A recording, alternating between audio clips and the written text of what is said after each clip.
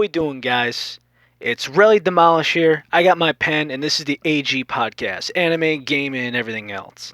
I'm gonna be having one with my apprentices later on tonight. I'll see how they're doing, and unfortunately, I can't do live streams anymore because apparently Google's wanted to change because apparently, unless you have 1,000 subscribers, you cannot go live on your mobile phone anymore, which sucks because I enjoyed doing it and I enjoyed my audience ever so much. Literally, all of you guys are great. Now, let's skip the bad intro and go from there. Yes, I got my hair cut and a clean shave. It's not often that I say that every day. And I got a couple topics before I'm done with everything. First off, I want to start off with Gonzo. That's the company that made Rosario Vampire. That's what they're mostly known for. Two things. One, they are looking into voice actors over in America, and if you go to their Facebook page, they ask people to message them a video of them just with, talking in a microphone as such. I might give it a whirl, who knows. And another one that's important is my friend Mustafa. He's over back in Montreal. He asked about the season 3 possibility of Rosario Vampire. He is the biggest Rosario Vampire fan I know, and they simply said, I can't disclose everything, but if we did, we'd have to do a new animation style, voice actors and actresses, possibly new. There's so much to go into it. I know there's going to be like another $2 to $3 million that would have to go into it, but financially they're okay right now. That's good. They just fired their social media guy on at least on Facebook because that account looks blank. It really does. And who knows? I see things going good, and my hopes aren't up for season 3. It's one of those things where you believe it when you see it. But as far as Gonzo staying afloat and these voice actors and actresses, I hope somebody does good with it. I really do. Yeah. For anyone who doesn't know, this is a puzzle piece for a charity I donate called Autism Speaks. It is Autism Month. I'd be wearing the hat, but I can't do it over my headset. It's just not the quality's not all there. Alright, so I'm just going off of my list now, just checking things off as I go. I'm finishing up Cocoa's story, which it started out with. I was really slow with this at the start. I really was. I just didn't know where to go with it. I got the intro of him going to yokai, and I didn't want to go the cliche human route, or maybe just like a human that has strength of One Punch Man. I just didn't like the concept, so I thought, why make him a half-breed, a half-vampire, half-human? And it worked fairly well. I knew there was going to be challenges with it, and I was wondering where I could have a little fun with it and still make. I wanted to make Coco mean as all hell still and bratty and moody, raging hormones, and then wanted her to get a little bit more sweet and understanding. And I think I'm about 400 words into the finale before I do a bonus chapter. Hint, hint. And I really just. I love the story. It challenged me. It got me out of my comfort zone, and I hope to do more. And speaking of comfort zone, I'm going to be doing my first straight female X-Reader. And it would be Kiba from DxD. Now, they've asked about Issei and Azazel too. I really think Kiba's the best one out of the 3 to do a character on. And I had this is one character I'm designing. Now, you could put this character in however you want. If you're with a woman like I have, that woman's occasionally going to have questions as in, why me? why did you pick me? Why do you care? As in, like, hey, if the girl has a big chest, there's always going to be another big chest. Smart girl, hey, guess what? There's always going to be another smart girl. There's going to be one with pretty eyes, different features. And what's going to happen is, I mean, I have this character just slowly getting the designs of it. And that's going to be Kiba's girlfriend. But when you're a guy and you got the position where you can get any single girl in the room wherever you go, one wants to have your baby, the other one will drop the panties instantly, the other one wants to cook you lunch, the other one wants to cuddle, the other one wants to, you name it, they want to do it. That guy could have babies with half the people in the school if you felt like it. And it's just going to be, I still got to iron out the details. And it'll take a while, but it's happening.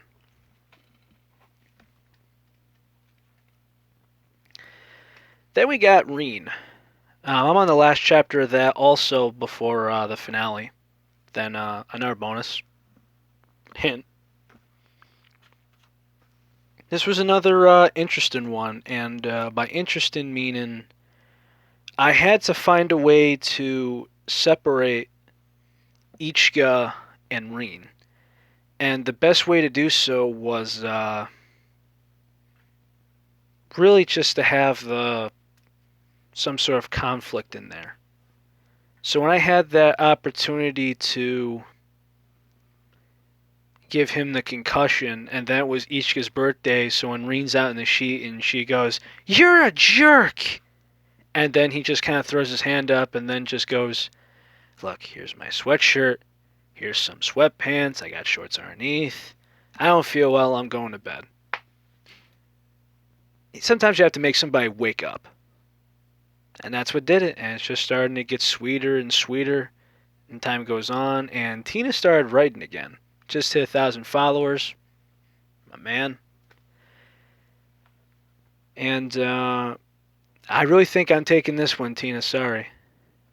But this has definitely been another one of those experiences where I had no expectations, really. I wasn't sure if this was going to hit off or not. And Infant Strauss is a really good series, and I think Reen's an exciting character to work around simply because she gets moody quickly. It's fun mellowing her out, and it was nice making some decent villains that are more about the brains aspect. But you also gotta know something. If you think you could use technology to give yourself an unfair advantage, or to cheat, or anything else, that could easily be dished back to you. Alright. Ross Weissen now, going off of my list. Honestly, I've just been trying to write this one as best as I can, and got the dog underneath me. Hold up. Hey! Familiar sight, right? Yeah, she's not feeling too well at the moment, but oh well. But this is definitely another one where I actually had good expectations for this one. And it's been going through very well. And now I'm just stuck on how I want to complete the last couple of chapters. I'll be getting back to it soon, and there will be a time where he's just got the guts and he's gonna take down a villain and she's just gonna be dumbfounded because she didn't help him. Now, on to the sequels. And spin-offs, everything else. Akino's got the finale left, and that's it. I'm just in the middle of typing the finale. And it's going to end at the wedding, and Akino and her husband are going to have themselves a fancy night right after the wedding. And it's going to be a beautiful way to end it, put some icing on the cake. Mizure, we're finding out what's happened with the people related to Ryoichi and the fire people. And right now I'm in the final arc. I'm just preparing for what's about to unfold. And I think you're going to like this one. And I figured out the epilogue, and it's really going to be a nice change, especially since Misere 1 was quite dark. Whoa, drop my pen. Whoa, puppy, stay on the lap. You know what? I'm going to grab another pen. Not a good pen, but I grabbed the pen. Hey, you want to move a little bit up? It's a little uncomfortable. Hey. Hey. Oh, wait, maybe I'm moving down. Hey, the camera's moving down. Alright. Now, blood and breath. So, we're going to figure out what's going on as far as new articles for the newspaper and life of senior year. And if you think that Mocha was moody now, ho ho ho ho! Oh, let me tell you something. Joshi, the guy who helped me create Blood and Breath, you are going to be in for what is going to happen next. And Mocha, she's going to be volcano hot. Alright. Now, the two personal favorites of my sequels at the moment. We got Xenovia 2, Love and Swing 2. We have the kids. I think out of all the ones that are precious, it's going to be Rose, of course. Because you have Gasper and Koniko making a child, and what could be more cuter? She's very sweet, very kind, and she just doesn't have a mean bone in her body. Cutest 12-year-old you could think of. We're going to have Rinji in there, and that's going to raise some cause for concerns, and who his girlfriend's going to be, which I've mentioned a couple of times. I won't give it away, but I think a lot of people will not be shocked by this. I have a feeling that some other people are going to be questionable about it, and I think some people are going to be hell no, but I've made my decision, and it's going to roll out nicely. And then we have my favorite character out of that sequel, and that's Xavier. I kind of based Xavier off a couple of people. He does have a learning disability. It's not big, heavy. It's not life-changing.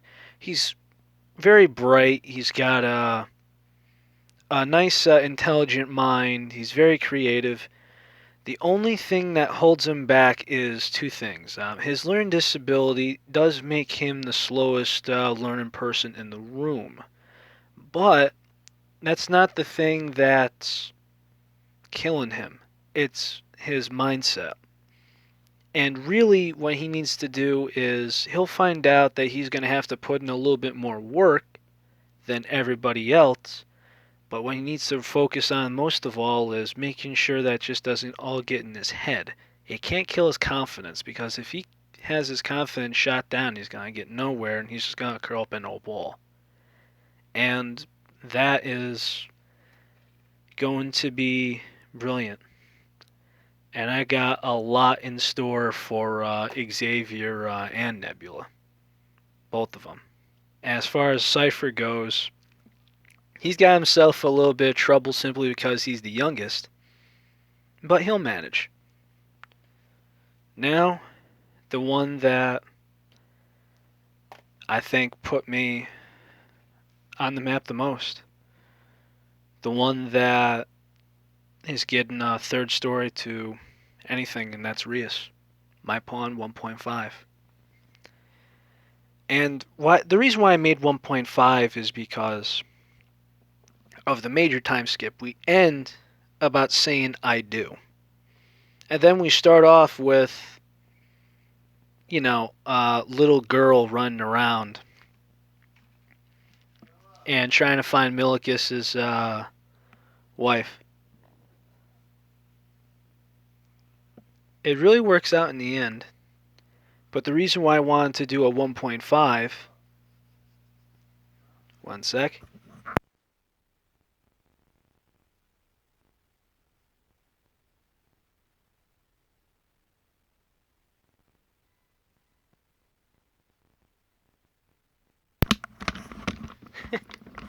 Somebody got a little antsy. But the reason why I wanted to do a 1.5 is I want to go for the learning experience he had. I mean, yeah, it's nice from having, a 5-year-old daughter and trying to figure out all these life challenges, having somebody new in the household, Issei's multiple wives and kids. But this one's simply about the challenges he has alone. Reese is going to have to somehow get through school, go on maternity leave, and he's going to have to somehow learn in a short period of time because once the baby's born, once Raven Gremory is born,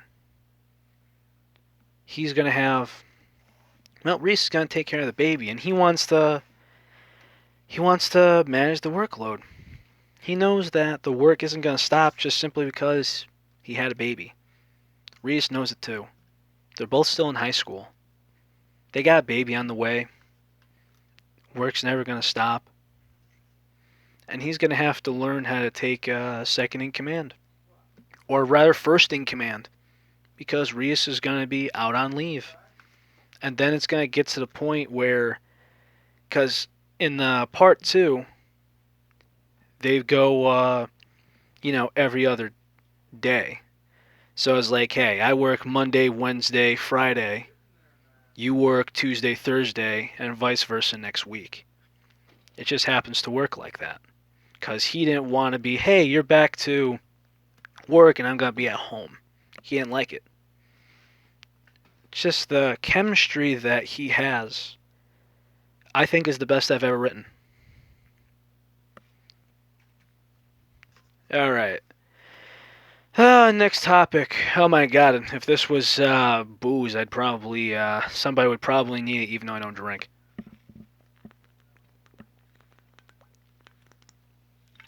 The topic is Square Enix. Now, if I'm correct, Square Enix had a couple major projects on its list. Final Fantasy 15, we got Kingdom Hearts 3, and we do have Final Fantasy 7 Remake. Now, the remake with new animation and style, I'm not going to ask how long that takes. But it's been a couple of years. And I'm not sure who's been on the project, but something seems to be going a little bit wrong. Just for the record, I'm never one of those guys that say, hey, a new game with, or rather an old game with new animation should be Game of the Year. No, put on the brakes. It's already been done. You're telling me to just take a good game, make better graphics. This time it's going to be active combat system instead of wait or turn system, which also slows down the process of release. But besides that, I still don't think it should be a Game of the Year candidate. That aside, there's some companies, like you take Insomniac Games, where if you take Ratchet and Clank Up Your Arsenal, which is one of my favorite games personally of all time, it does have its faults, I will say, and it does differ from the other games. But there's a short term where they said this might be the worst Ratchet and Clank game out of the three, and ended up being one of the most favorites. Like the Battle Arena. Now, as far as exploration goes, the first and second ones are the ones you want to go for. The third one just has, the way that they did the weapons, the way that they did the upgrades, the ship modifications. That's the reason another why a lot of people like 2 the best is because the battleship fights, the exploration of the maps, those seem to be, not only that, but every weapon system's different. Because nowadays it's like, oh yeah, you get the combustor, you get the, the fusion bomb glove, and it just gets boring. The first 3 were amazing. But I'm getting too carried off about one of my favorite series. But what I'm saying is, Up Your Arsenal had about a year to be created and end up being great, even though they thought there was a chance that it could be a huge, major letdown. Final Fantasy 15 took years. I remember when it was supposed to come out for PS3, but it got pushed back for whatever reason. Then years later we get a trailer. Then years later we get the final product. Now, I'm not sure if it was 6, 7, or 8 years, but I knew it was something around that gap where we knew this was happening. We knew it was happening. We saw the character design. And when I first saw Noctis, I said to myself, I don't want to mess with that guy. That's all I remember. Being in high school, I remember seeing PS3 and I'm like, damn, I got Xbox 360. And I knew I just didn't want to mess with him. And sure enough, all those years later, and Natsu's voice actor says, oh yeah, I easily beat it in 2 days. Now we're thinking side missions, blah, blah, blah. But the fact that you're able to beat the game in 2 days, after all those years in the making, a letdown. And Kingdom Hearts 3, how somebody platinumed it in 3 days, also a major letdown. After Kingdom Hearts 2, I thought 3 was going to be a for sure. An absolute for sure. Because why make Birth by Sleep, even though it's like a 0.3 of the series? It made no sense to add Ventus, Aqua, and Terra just for, oh yeah, this is a prequel of, what this is for. No, no, no, no, no, no, no, no, no. That's not how it works. I knew 3 was coming out. Some people said, oh, we didn't know 3 was coming out until this long. No, no, no, no, no. After you completed 2, yeah, there's that extra where you fight Terra. But you knew that there's going to be a Kingdom Hearts 3 somewhere. Somewhere. So, I think it was closer to 15 years waiting on it. And I said, if this thing isn't Game of the Year, it's a major disappointment. Now, I think of all the Kingdom Hearts games, this is probably one of the, I want to say, the best mechanics for hack and slash, personally. The keyblades and everything else. But the one thing that I personally like about Kingdom Hearts series is the exploration. The fact that there is not many worlds to go through. The fact that there was less keyblades to pick from. I mean, you could modify them and upgrade them up, which I think is amazing through the forgery. There are some collectibles that are pretty sweet, but in order to, come on, you replace that with less story. When you pause the game, it adds on to the game clock. So you could use the bathroom, whatever. So, in all said and done, within a weekend, because I wanted to take my sweet time with it. In a weekend, if you pop it in Saturday morning, and on and off, sometimes Sunday, you could beat the game. You could beat the campaign. It just doesn't sit right for me. It doesn't. After almost 15 years. And what do? You have the story, in my opinion, contradict itself so you could make a Kingdom Hearts 4. Not what we wanted. We wanted something good. Something that ended with a bang. I see a lot of half-ass personally. I do. I just do. Alright, and one last topic. I'm almost completed with my first yandere story, which is called Half a Yandere. For those who do not know, I reached out to my Wattpad, and I said, if anyone knows Make-A-Wish Child, please, if there's something I could do to write them a story, I want to do it. And sure enough, I get Sophie from Germany messaging me saying, I know someone in Pennsylvania who has a condition she will never outgrow, and there is no cure for it. And her name is Malia.